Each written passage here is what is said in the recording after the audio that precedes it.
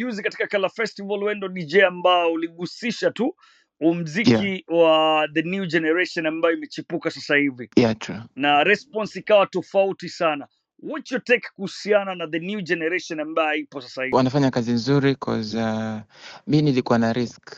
Ilikuwa tu najaribu tu nione venye unajua ni mziki new venye umesema. Mhm. Hata pia nimejaribu jana Watamu Okay. na pia response ilikuwa very positive. Mhm.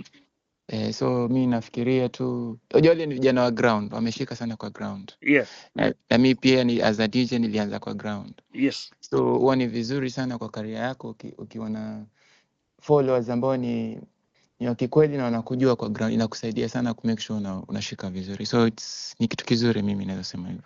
So what Personally. nini unaweza ambia the artist ambao wamekuepo ambao Eh, maybe they didn't get that chance ya connect na ground, vile hawa vijana kina Double Gang, akina Taliban, akina MK wameweza na kina Pelzi wameweza connect na ground?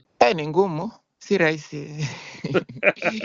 So kama ili vita ekelea kwingine in terms of maybe collaborations na hawa vijana, jua vijana already wako na hao following, Aha. inaweza wasaidia. Though nimeona kwa kufanya nao kazi ni ngumu, already washakuwa mastar.